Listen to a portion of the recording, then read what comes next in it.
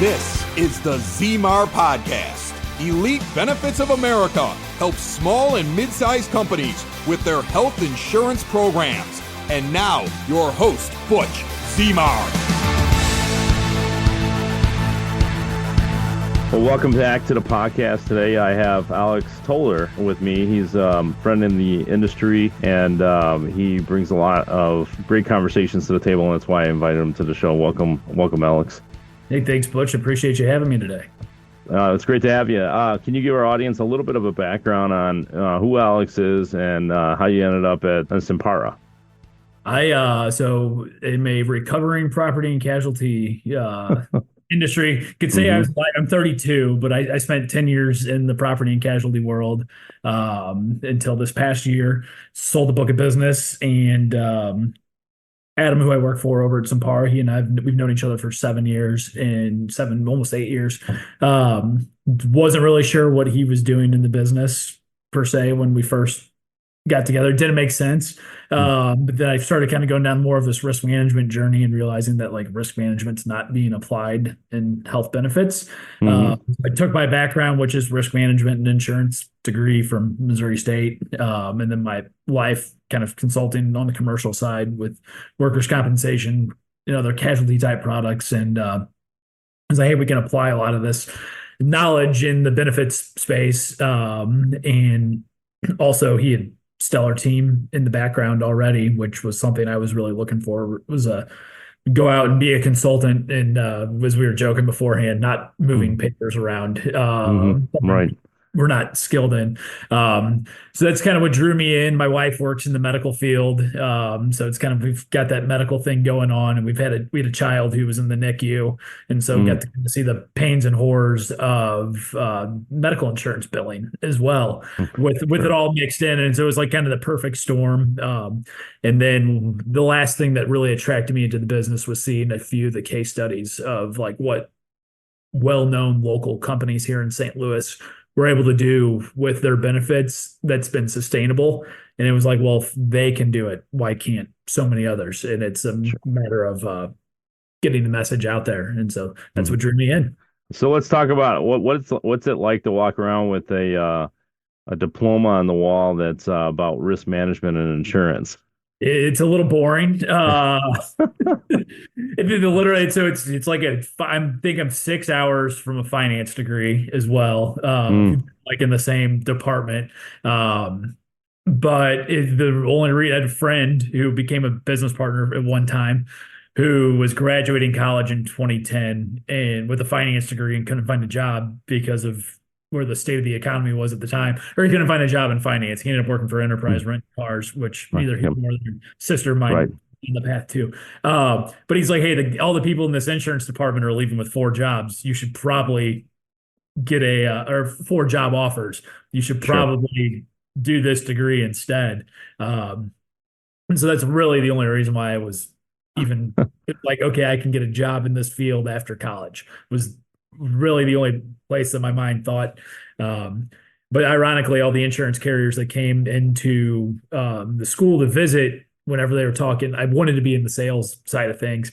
Whenever they came to talk about sales, they never talked to the risk management and insurance department folks.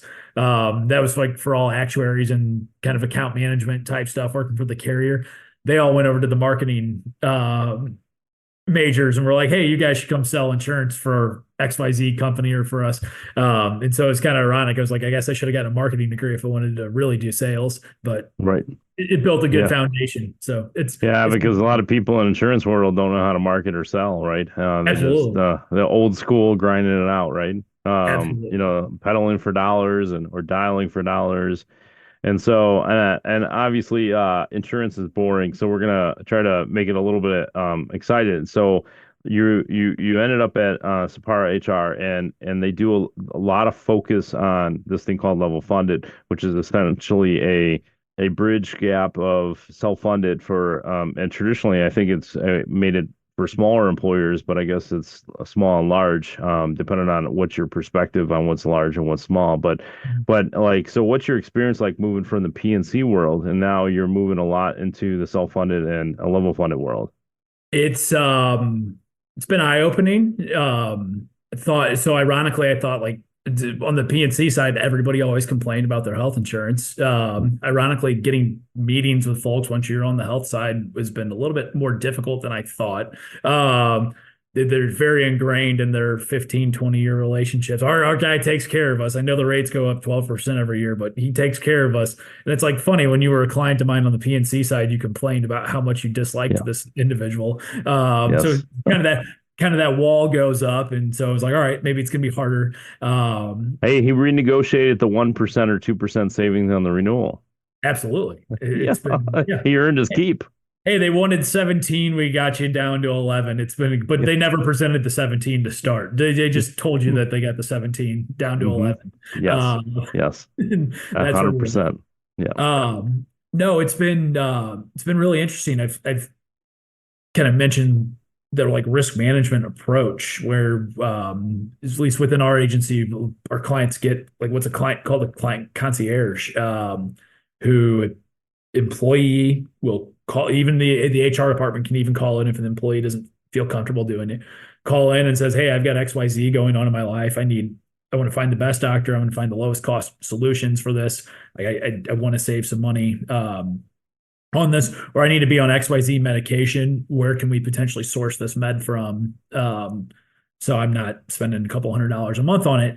And it was like, okay, I'm like, this is to me, financial risk management's only one piece of it, but it's kind of a place that we have to start in the benefits world is just pure financial risk management. We can talk about getting people healthier and healthier into the future, but until we control cost, there's not a whole lot of other ways to do things, at least I've seen. And so our agency as an approach does self-funding and level funding as the approach to kind of bridge this gap from the fully insured world.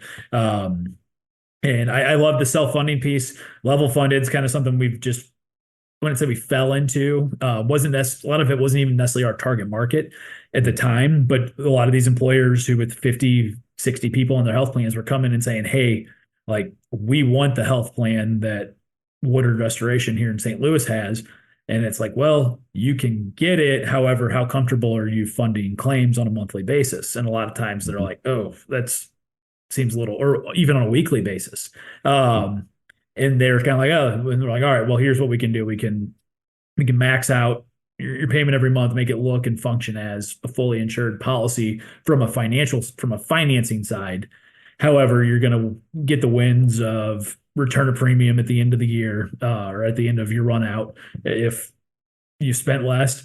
And you're also going to get all of the tools that we have in place with the bigger self-funded groups for cost control measures. Like, I don't know, one of the simple things a lot of folks I think use is like Quest Select, where you're paying below Medicare rates for blood. And so what we do is we kind of mentioned this before, we pass that savings along to the employee where, hey, if you go to Quest, you're going to incur no deductible or whatever. You're not going to have a deductible charge against you. And all of a sudden it's really easy for an employee to be like, hey, you know what? I'm no longer going to go to LabCorp. I'm going to go to Quest to get my blood draws done. That way I don't have a bill show up at my house. So it's kind of changing behavior, but making sure they're still getting really quality care. That's just like a low hanging fruit piece. That's really easy to explain. And so it's just people will drive to Costco and wait in line for 30 minutes to save 10 cents a gallon on gas.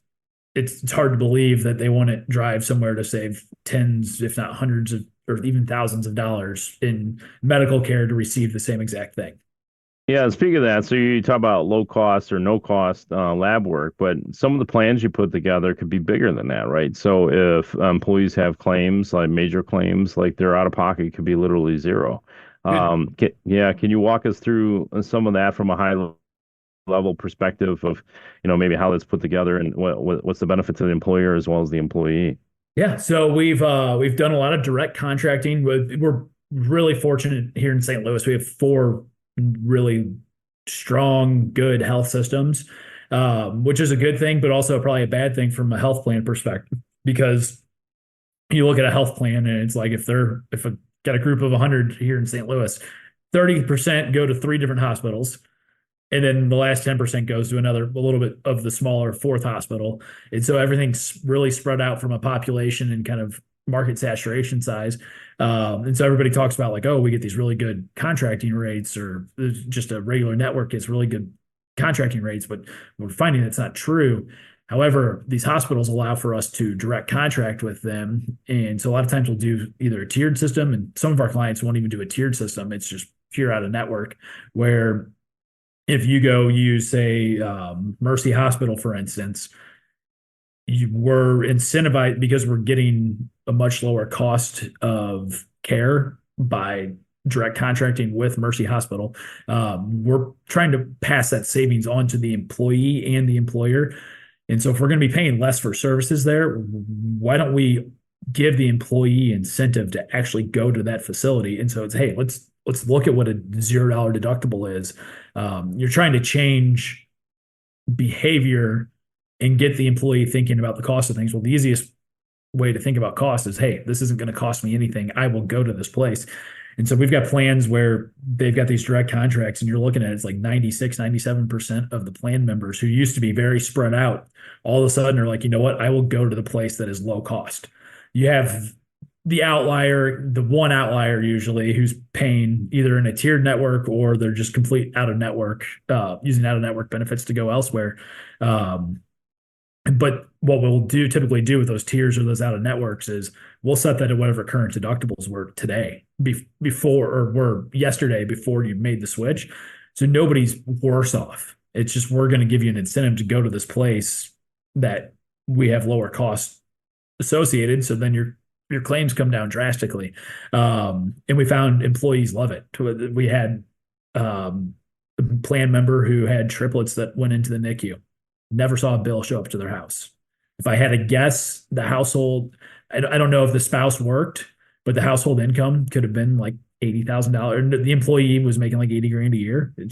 You're talking a good income. However, that could have been the plan used to be a $5,000 deductible plan.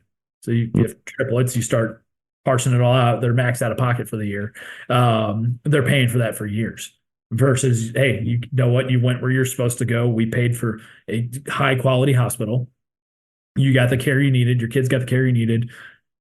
I don't recall what the total claim cost. It might have been like a $200,000 claim at the end of the day. The plan member never saw a dime of it. And that's what we're here for. It's now their focus went away from being financial and on how do I best care for my 3 kids who the hospital. And how much of an impact and what kind of impact is that for the employer, right? And so like now you have an employee that just had a life-changing event and they're not paying anything out of pocket for it, right? The health plans. What kind of loyalty does that create to the employer? Oh, it's incredible loyalty. And guess what? It's just like, we get a lot of like kind of naysayer type stuff of like, oh, this isn't going to work within our population, yada, yada, yada. My employees would just never do this. And the pushback is you have, it's not even an event that drastic. It could just be something as simple as like knee surgery or shoulder surgery, or somebody trips, falls, and just needs some PT. We've got PT partners where you don't pay anything out of pocket if you go use certain PT partners. And that water cooler effect, like the other employees start hearing about this and are like, oh, damn, we actually really have a good health plan. It's what?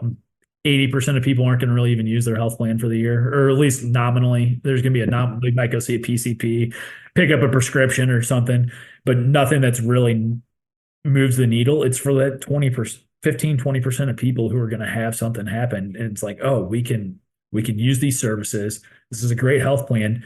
And I think it does kind of start creating the little bit of the handcuff method where you can go leave. We're big in the manufacturing space. You can leave manufacturer X and go down the street and make $1 more an hour working for this other company. So it's an extra $2,000 a year. But the company you just went to now has a $5,000 individual deductible, and your premiums actually might be a little bit higher there. Like, is that a decision you want to make? Not saying everybody has medical things, but it's like, hey, in the back of your head, you could really hurt yourself financially leaving this employer who's offering a robust health plan. And what we found which is the whole reason why they started doing employee benefits to begin with. absolutely, which is so funny. It's like Mhm. it's making employee benefits a true benefit again. I think is really where we're where we are pushing this to. It's like, let's actually start eliminating the waste. You've spoke on the waste plenty. Like, Yeah. start eliminating the waste. If the money is in the pockets of the individuals here in town, they're going to go spend more money. I think it's going to just drive the economy. Yeah. But you got to get enough. I think we got to get 3% buy-in. I think starts a social change. So it's trying to get to that number. It's like, what can we do here? And it's tough because people are so used to the old-fashioned way, right? They love carrying around a card in their wallet that has a big fancy color logo that they're used to, right? And there's loyalty in that, right? But the problem is the loyalty is only one way, right? It's like the cell phone providers, right? They only want the new business. They don't care if you've been around for a long time or not.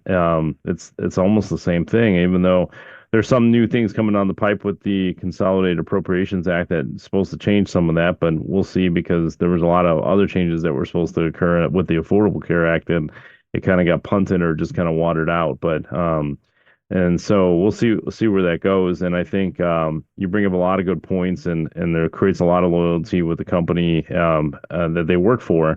I mean, and if it goes bigger, right? Like when we deal with especially larger companies, over 100 employees, there's a lot more leverage, and you could do more things with as a broker providing consultation. And I mean, just imagine your employee gets diagnosed with something severe, such as cancer, and they're able to go and get access to care, and it doesn't cost them anything out of pocket, right? Absolutely.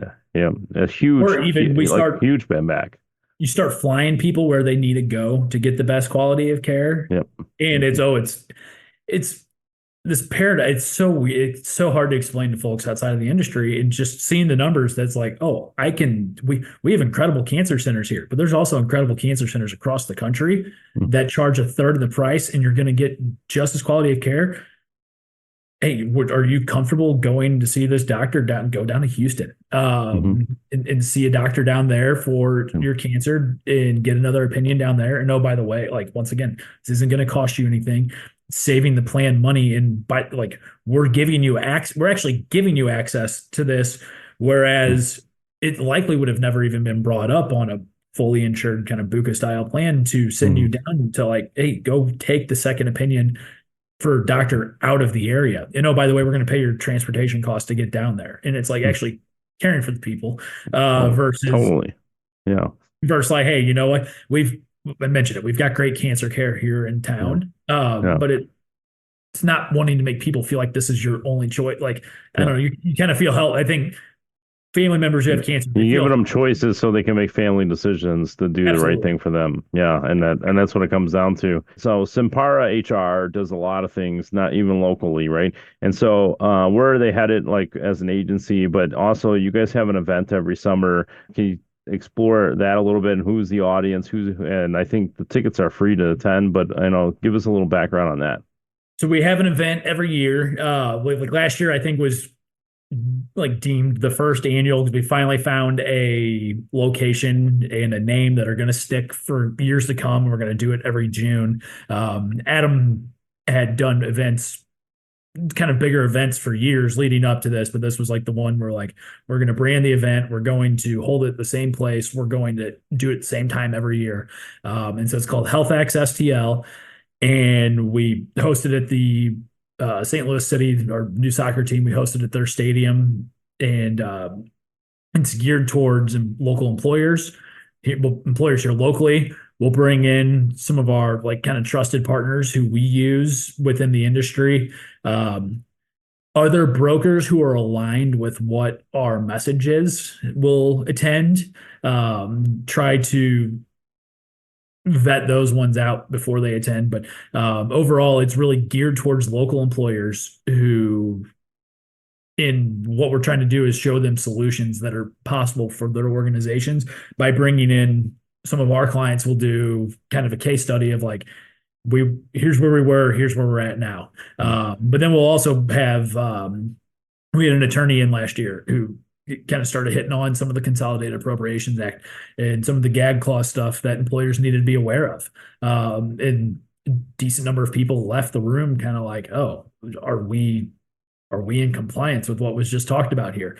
So it's a good mix of industry and case studies and an open forum for the employers. Local, I keep saying local, anybody can attend, but it's mostly local employers here to ask questions of their peers of how is this working out for you? And do you think this will work for us? I think that's the biggest pushback we get is how do we know this is going to, even though you have the case studies and it's like, and well-known companies here in town are doing this, it's, well, is that really going to work for us? And it's convincing folks that, yes, this is going to work for you. And so it's, I think, just creating that presence on an annual basis. And I see we had about 100 attendees last year, which was kind of sold out. We're going to try figuring out how we can get a little bit more space in the room this next year. And kind of just stay top of mind and present and really show folks that their change can be made and it doesn't have to be scary. What stands out to me is that so we're all in business to make money, and essentially you and I are competitors, but we could collaborate. You guys have broker relationships, and so if I had cases that you guys could help put it together, you guys would be willing to do that. But in my mind, this event is more giving back to the community thing, and it's an employer setting, but you're like, hey, come here, we'll show you how we're doing this, right? Like, and you get to shake hands with the people that are doing it already, and then you can make the choice whether or not you move forward. This is obviously something new to you, right? It's been around for years, and then you could actually explore it and get more information to kind of see where things go for yourself, and you're just making that available publicly and saying, hey, community, we're going to give you all these resources right now. And so you're at least aware of better ways of doing business. Absolutely. That's exactly what it is providing those resources. And you know what, we'd love for you to work with us. You know, I understand how deep rooted some of these, we mentioned it earlier, how deep rooted some of these relationships are. At least just bring it up to whoever your current person is, and start kind of pushing on and saying, hey, is this solution good for me? Like, I know a lot of folks are happy with a 7-8% increase on an annual basis with their fully insured plan, because if it's in their eyes, if it's not broke, don't fix it. But it actually might be broke, or there might be a better solution. It's just not top of mind for a lot of companies. And so it's creating that awareness that, hey, you know, there's things you can do. And wouldn't your employees love to go from a $4,000 deductible down to a $0 deductible? Like, is that something that's worth at least learning a little bit more about? And it's not crazy. Yeah. Well, and even bigger than that, right? And so even though, yes, you're doing this to hopefully cultivate some business, and I think that's great, you're out there, and that's good for business. But, you know, on the other side of the coin that I as you were talking, I was picturing is the more employers that understand that there's a better way of doing business when it comes to providing employee benefits, it makes our job a lot easier, right? And so for me to go in, like you had already explained there in this whole podcast, to go into an employer and say, look, I'm going to actually, what I want to do is I'm going to cut costs, not because you're a good guy, because I'm doing the right thing. I'm going to cut your healthcare costs. And then if your employees are flexible and they want to go to high quality facilities, we're going to eliminate their out-of-pocket expenses. And then at the same time, we're going to track your expenses to make sure that they're allocated correctly. And if there's ways that we could save money even further, we will. And if that is, it's going to be directly impacted to your bottom line. And like all that, just saying, hello, like this happens in America. Like, is this true? And so like it's like so far fetched from the norm that it's not a concept they could grab onto right away. But the more and more that we can get the message out there and say, hey, these are opportunities. There's brokers obviously all over the country. I talk about it with my employers, and I'm in Chicago. You're in St. Louis, and obviously we know people in, you know, on the East Coast, and we know people on the West Coast, and everywhere in between, and we're all talking about it. Hopefully get some vibes and it makes our job, like when you, Alex, go into an employer and say, hey, we compared your current plan. here's some opportunities. We're going to save some money here. There's no jeopardy in coverage. And then we're going to actually lower your employees' costs if they do something that change their behavior on some of their expenses. And then that'll be a direct impact. Like now it's easier to explain because they've heard this before. Absolutely. And I think it's like just getting the message out there and dripping on folks. And it's got to be done. I think what we run into is, or again, as you mentioned, is you start hitting all of like, here's how we're going to help you. Well, it's that everybody's been told the line, if it's too good to be true, it likely is. This is one of those situations where that's where a lot of employers believe. And I was listening to a podcast that was actually kind of health based, to actually talking about medications. And it's like, you only hear the only people who go scream are the ones who had a bad experience. And that's kind of where your wall goes up. It was like, this guy was talking about finasteride. And it's like the only people who ever say, hey, finasteride is the worst, had a side effect from it. And so they went preach. But how many other people have bought finasteride and just taken it and never had an issue? And so it's the same with, I've got a friend who went self-funded and XYZ happened to them. And it's like, well, that's the one bad case. Unfortunately, your other buddy who is also self-funded and everything's running really great has never said a word to you because it's not an issue for his company. Therefore, he's not going to even we're all really bad at talking about the good things that are going on. We're going to focus on the bad. 100%. And so it's getting that awareness out there that there is a lot of good going on is the goal. Yeah, and you're doing a lot of great things, Alex. This has been great. We'll get you back on, and maybe on our next conversation we could talk about some Blackhawks versus St. Louis Blues games. I don't know if you saw the last one, but Hawks were winning by a huge margin, and then in the third period there was 5 unanswered goals, and they lost the game by 2. And so just bizarre, but we'll get to those. And Alex, I appreciate having you on. We'll get you back on at some point, and we'll talk about some other market trends and see what we're doing for employees and some testimonials that has been successful with what we're talking about. Yeah, absolutely, Butch. I appreciate it. And let's go Blues.